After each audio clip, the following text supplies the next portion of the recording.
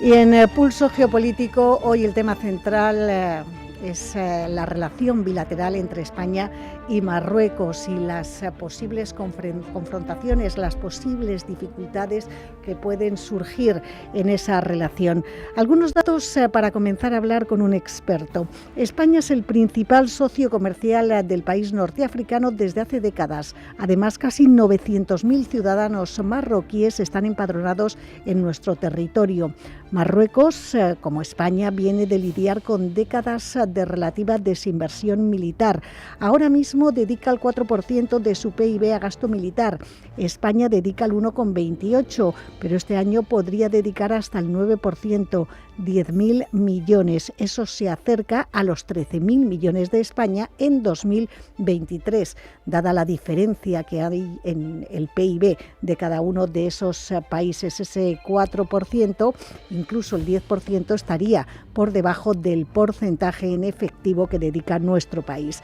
Desde luego, la economía española es 10 veces más grande que la del país magrebí, por no hablar de que tiene una industria de defensa consolidada. No obstante, somos el 8º mayor exportador mundial y el 4º de Europa. Por lo tanto, nuestro poderío militar es bastante superior. España es el único país europeo con presencia territorial en el norte de África y, en consecuencia, con frontera terrestre con Marruecos. Esa realidad, unida a las ambiciones por conseguir el control de esos territorios por parte del reino alauita, y sin olvidar la tensión con Argelia por la hegemonía regional en el Magreb, hacen que la realidad de nuestras ciudades autónomas y otros enclaves españoles en África tenga que soportar una presión constante de la que nos preguntamos si llegará a escalar hacia un intento activo de control. Muchas preguntas en el aire, una relación larga que no está exenta de complicaciones y sobre la que ya hablamos con un periodista especializado en Marruecos, con Ignacio Zembrero. Ignacio, muy buenas tardes y bienvenido. Hola, muy buenas tardes. Muchas gracias por la invitación. Es un placer. Vamos a tomar un primer contacto. ¿Marruecos se atrevería a una acción directa contra España? No. Nunca, por muchas razones.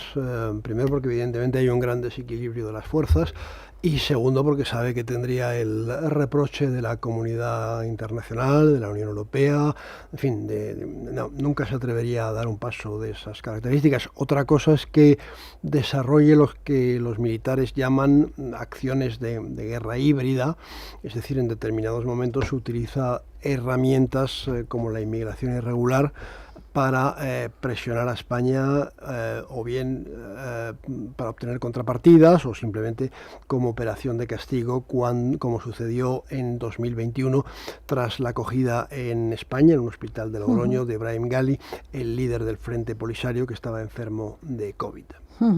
Parece que lo que más teme Marruecos, o al menos donde sus intereses están más comprometidos, es con Argelia, su país vecino, y en menor medida en esa guerra de baja intensidad que libra con el Frente Polisario, el brazo armado de los saharauis, ¿no? Ahí están sus frentes. Sí, todo el esfuerzo, o la mayor parte del esfuerzo armamentístico de Marruecos, y también en parte su esfuerzo de inteligencia está muy centrado en la gran rivalidad con Argelia. El presupuesto de Marruecos en materia de defensa, que es un presupuesto importante, en auge año tras año, el reciente anuncio de compra de 2 satélites de espionaje a Israel, etcétera, todo eso está pensado en función de la rivalidad con Argelia, y después sí de esa guerra de baja intensidad que libra con el Polisario en el Sáhara Occidental, que de verdad es de muy baja intensidad, y que tras un largo periodo de paz se reanudó en octubre de 2020. ¿Qué posibilidades hay de que esa guerra, por muy de baja intensidad que sea, se mantenga en el tiempo? Yo creo que la guerra se va a seguir manteniendo, entre otras cosas porque al Polisario y a su Argelia, que apoya al Polisario, les interesa Yo creo que la pregunta es más bien qué posibilidades hay de que generen una guerra de mayor intensidad. Pues vamos con esa pregunta clave. Creo que yo lo considero bastante improbable, y el único riesgo que veo es el siguiente. Marruecos no controla todo el Sáhara Occidental, toda la antigua colonia española. Controla lo que está detrás del muro, que puede ser aproximadamente un 80% del territorio, la parte más útil, la parte que tiene acceso al mar. Y después hay un 20%, que es la parte oriental, que Marruecos no controla. Y evidentemente le gustaría algún día controlarla. Bueno, yo creo que por ahora las autoridades marroquíes, el ejército marroquí, nunca se ha atrevido a invadir ese territorio, pero yo no descartaría que, muy envalentonados por una victoria de Donald Trump, que se ha mostrado siempre muy favorable a Marruecos, dieran ese paso. No lo considero lo más probable, creo que no lo van a hacer, porque saben que iríamos muy probablemente a un conflicto regional, etcétera, etcétera. Es algo que ellos no desean. Pero si gana Donald Trump, hay un riesgo más bien pequeño de que den ese paso. Si gana Kamala Harris a la Casa Blanca, yo creo que se quedarán como están. Comentábamos al inicio de esta entrevista que es muy improbable que se produzca una acción directa de Marruecos contra España, pero aunque no haya perspectivas de que eso ocurra, la situación del Magreb ¿implica algún tipo de riesgo para la seguridad nacional? Sí, la situación del Magreb implica un montón de riesgos para la seguridad nacional, quiero decir, mucho más que lo que puede suponer, por ejemplo, la guerra entre Rusia y Ucrania. Bueno, implica, por supuesto, el riesgo, el primero que estaba mencionando, que yo creo improbable, de que degenere el conflicto en el Sáhara Occidental, suba en intensidad y acabemos, que ya ha sucedido en el pasado, en los años 60, en una guerra entre Argelia y Marruecos. Repito, lo considero bastante improbable. Otro riesgo, que se lo estamos ya advirtiendo, que se sitúa más al sur y en el que Marruecos no tiene nada que ver, es la situación de Mali, la tensión entre Mauritania y Mali, que ha hecho que la guerra que vive Mali entre el ejército regular apoyado por las milicias rusas de Wagner, por un lado, frente a los Tuareg y sobre todo los grupos terroristas vinculados a Al-Qaeda y al Estado Islámico. Hoy mismo ha habido un ataque en toda regla contra la escuela de gendarmería en Bamako, en la capital de Mali. ¿Eso qué está provocando? Pues está provocando que muchos malienses huyen de la guerra y en general lo hacen en dirección a Mauritania. Probablemente estemos ya en 250.000, 270.000 refugiados malienses en Mauritania, pero muchos de ellos no tienen ni siquiera acogida en los campamentos de refugiados de Naciones Unidas, y lo que hacen es, con el dinero que tengan encima, a ver si con el dinero que puedan conseguir con algún trabajillo, es subirse al cayuco, subirse a la patera, como lo queramos llamar, para llegar a Canarias. Y entonces tenemos un fenómeno absolutamente nuevo, y es que por primera vez en la historia migratoria de España, los que han llegado en los 8 primeros meses de este año hasta finales de agosto, por primera vez la mayoría de los que han llegado son malienses. 10.000 y pico malienses han llegado a España, fundamentalmente a Canarias. En segundo lugar ya se sitúan los marroquíes, en tercer lugar los senegaleses y en cuarto lugar los argelinos. Pero los malienses nunca habían sido los más numerosos, y esta situación que vive y que no para de empeorar su país hace que hoy en día, este año, lo que va de año, por primera vez en la historia migratoria de España, son los más numerosos. ¿Qué puede suponer para las islas esa presión migratoria tan fuerte? Ya han dicho que están, no sé si 500 veces por encima de su capacidad. El problema para las islas es fundamentalmente, para el archipiélago canario, es fundamentalmente el de los menores, que efectivamente están en 5.600, 5.700, muy por encima de su capacidad. Y el problema, yo creo que con un buen reparto por el conjunto del país, el problema quedaría fácilmente resuelto, porque ni siquiera hay que repartir los 2.600, bastaría con repartir 2.500 para que Canarias, digamos, estuviera menos asfixiada. En cuanto a los adultos que llegan, eso no son una competencia de la comunidad autónoma, son una competencia del gobierno central, del Estado, y lo saca con regularidad hacia generalmente grandes ciudades españolas, lo saca en avión, pero también vuelos fletados, normalmente de Europa, pero los sacan en vuelos fletados, pero también acaban algunos en pueblos pequeños, etcétera. El objetivo de la mayoría de los que llegan, no de todos, pero de la mayoría de los que llegan es no quedarse en España, porque bueno, aquí no tienen familia, no tienen amigos, etcétera, no tienen un punto de acogida, y entonces muchos de ellos su objetivo es cruzar los Pirineos, si son francófonos ir más bien a países francófonos, a Francia, a Bélgica, a Suiza, y también hay que intentan cruzar al Reino Unido, es una operación complicada, hay muertos con cierta regularidad en el Canal de la Mancha, y a los que la policía francesa intercepta en Francia y que puede demostrar que vienen de España porque tienen un billete de autobús, porque tienen incluso, qué sé yo, un ticket de un restaurante o un bocadillo que se han comprado en la frontera, del lado español de la frontera, pues eso los devuelve. Está devolviendo mucho, yo creo que el ritmo está entre unos 900 o 1000 al mes. Vuelven a España y ¿qué pasa? Son en su mayoría los que devuelven son subsaharianos, vuelven a España y ¿qué pasa? Pues intentan aquí trabajar en negro, mendigar, y con ese dinero una vez más cogen un autobús o alguien que les ayude a cruzar los Pirineos y vuelven otra vez a Francia y a Europa y al resto de Europa. Qué fuerte puede ser la determinación humana. Vamos a volver al... Bueno, ellos, puede ser muy fuerte, pero ellos de todas formas aún así todo consideran que viven mejor que en su país, porque entre otras cosas, claro, si se hacen una herida en el camino, si tienen algún problema de salud, siempre pueden acudir a un centro de salud que aquí o del otro lado de los Pirineos serán atendidos. En su país es que en muchos casos no hay ningún centro de salud.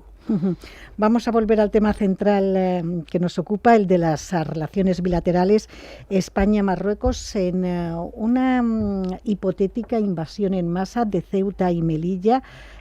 ¿Tiene capacidad militar nuestro país para combatirla? Parece que somos muy superiores a nivel aéreo y a nivel naval, pero no sé si a nivel terrestre también. El problema es que Ceuta y Melilla son indefendibles. Serían indefendibles en caso de una guerra convencional con Marruecos, que no se va a producir, es totalmente imposible que se produzca, y son muy difícilmente defendibles ante lo que los militares llaman las amenazas híbridas, como por ejemplo una entrada masiva de inmigrantes, porque bueno, en el mundo de hoy en día no se concebería que se dispare directamente sobre hombres y mujeres y niños, porque entran niños absolutamente desarmados.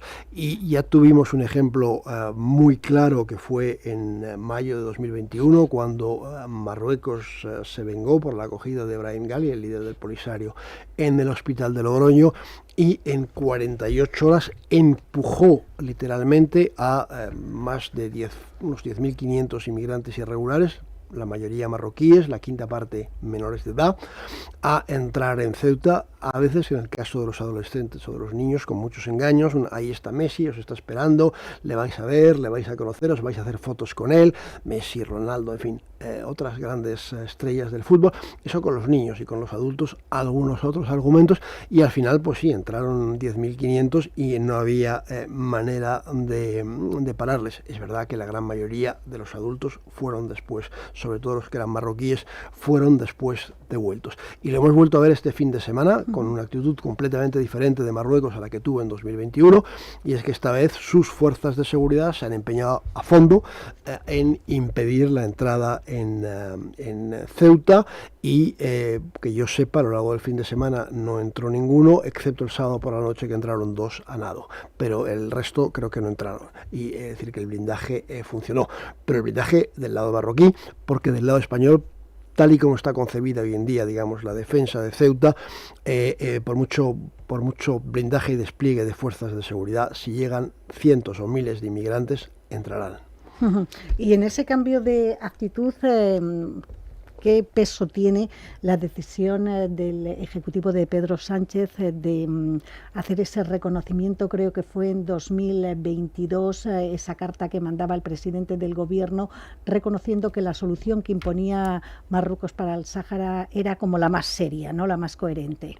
Sí, eso fue el cambio de posición, fruto de una negociación con Marruecos, que conocimos entre los meses de marzo y abril, cuando el propio presidente del gobierno se desplazó a Rabat para cenar con el rey. Hubo una declaración conjunta con lo que sea una hoja de ruta, como se llama hoy en día, con todo lo que se había pactado. Es decir, que de todo lo que se pactó en aquella hoja de ruta no se está cumpliendo nada, sobre todo evidentemente por el lado marroquí, empezando por ese anuncio de las aduanas terrestres en Ceuta y en Melilla, y hace ya pues más de 2 años y no hay el menor atisbo de que se va a abrir una aduana en Ceuta y reabrir la de Melilla, que el gobierno, las autoridades de Marruecos cerraron unilateralmente en agosto de 2018. Bueno, yo creo que de lo que sí ha habido ciertos esfuerzos de Marruecos en el tema migratorio, tanto en la ruta desde Marruecos y el Sáhara hacia Canarias, como en la ruta, y más yo diría todavía en esta ruta, en la ruta entre el norte de Marruecos y la península ibérica. Pero de todas formas son esfuerzos sometidos a determinados altibajos, porque es verdad que el pasado fin de semana la actuación de las fuerzas de seguridad marroquíes fue encomiable, porque pararon a todos aquellos que intentaban llegar a veces de forma violenta a Ceuta, entrar en Ceuta. Pero hace 2 semanas permitieron que cerca de 500 jóvenes, también en su mayoría marroquí, salieran rumbo a Ceuta a nado. Alguno, como siempre, se ahogó, pero esto en el camino, pero esto la prensa marroquí no lo suele recoger, suele olvidarse de ello, solo lo sabemos generalmente por las redes sociales. ¿Y por qué hace 2 semanas, digamos, tuvo cierta tolerancia y el pasado fin de semana no tuvo ninguna? Bueno, pues yo diría que hay 2 razones fundamentales. Lo que pasó el pasado fin de semana era algo anunciado, porque se había anunciado por las redes, por tanto no podían en ningún caso decir que no sabían, y lo que pasó hace 2 semanas no estaba anunciado. Pero creo que hay también una segunda razón más importante todavía que esta. Yo creo que lo que pasó hace 2 semanas fue también una venganza marroquí, un castigo marroquí, porque unos días antes la ministra de Defensa, Margarita Robles, había visitado Melilla. Esto no era ninguna novedad, no es la primera vez, pero sí había visitado por primera vez los peñones y los islotes que España posee a lo largo de la costa de Marruecos, que son de soberanía española. Eso no había sucedido nunca por parte de un ministro de Defensa en democracia. Y yo creo que eso molestó a las autoridades marroquíes y por eso, digamos, abrieron la mano en el último el último domingo de agosto, en el que además había niebla en el estrecho, por tanto es más fácil, digamos, nadar sin ser visto, y por eso llegaron, pues yo creo que entre 450 y 500 a Ceuta. Es verdad que la mayoría fueron devueltos, no así los que no son marroquíes, por ejemplo argelinos, y desde luego los que nunca son devueltos son aquellos que se declaran menores de edad. Pues desde luego hay que hilar muy fino en esas relaciones diplomáticas entre España y Marruecos, porque cualquier paso es interpretado con consecuencias. ¿Cabe la posibilidad de que el gobierno marroquí haga algún tipo de intervención en las redes sociales? Esto es como ponerle puertas al campo, intentar ponerlo. Es que claro, las redes sociales generan un movimiento que llega a miles de personas. Incitando a los jóvenes a acudir a Ceuta. Pues no lo sé, yo tiendo a pensar que no, pero desde luego las autoridades marroquíes tienen mucha gente contratada para trabajar en las redes sociales. Lo veo y lo ven, yo mismo lo compruebo cuando publico cosas que muchos no gustan. Hay siempre que responde, que replica, algunos insultan, otros responden con argumentos. Eso pasa con mucha frecuencia. Veo con todos aquellos, disidentes u opositores que existen en Marruecos, como cuando se manifiestan por redes sociales, o que existen sobre todo en el extranjero, porque hay mucho, por ejemplo, hay mucho youtuber que desde el extranjero habla de Marruecos. ¿Cómo se les responde? Se les responde a través de las redes sociales. Les responden también los youtubers del régimen. Quiero decir que el régimen marroquí tiene efectivamente mucha gente dedicada a difundir sus argumentos y dar la réplica a aquellos que le critican a través de las redes sociales. Que es, por cierto, y esto es importante subrayarlo mucho más que en Europa, las redes sociales son en Marruecos el medio por el que se informan buena parte de la población, sobre todo los jóvenes. Creo que el impacto de la prensa marroquí y de la radio televisión marroquí en la juventud, yo diría que es prácticamente nulo. Es todo redes sociales. Es impresionante. Vamos a mirar a la demografía. ¿Hasta qué punto podrían cambiar las cosas, las relaciones, por una cuestión demográfica? Imaginemos un escenario de mayoría pro-marroquí entre quienes eligen las autoridades, el gobierno de las ciudades autónomas.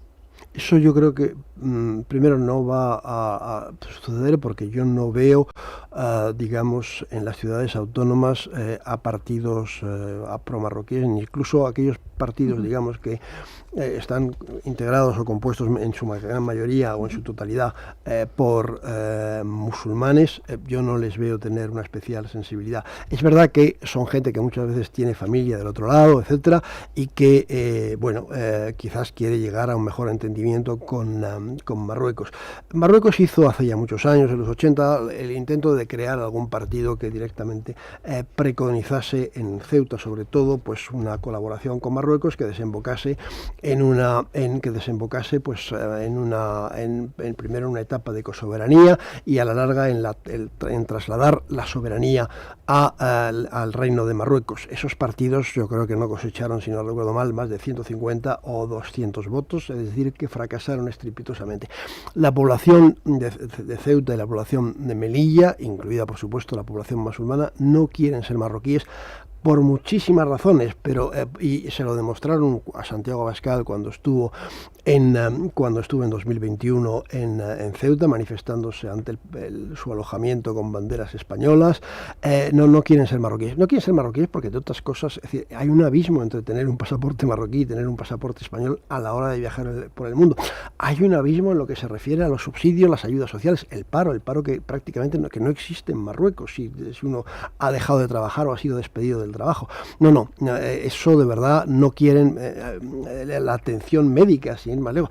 Cuando la frontera estaba abierta, ¿cuántos marroquíes, cuando la frontera estaba abierta y era fluida, cosa que hoy en día no lo es, cuántos marroquíes de los alrededores de las provincias colindantes no cruzaban para ir a los hospitales de Ceuta y de Melilla? ¿Cuántas mujeres marroquíes no han dado a luz en Ceuta y en Melilla? Creo recordar que un médico melillense me decía que en un año habían nacido en el hospital de Melilla tantos niños como en Zaragoza, y la gran mayoría, que es una ciudad muchísimo más grande, y la gran mayoría evidentemente eran de mujeres que venían de Marruecos a dar a luz, porque las condiciones son completamente diferentes.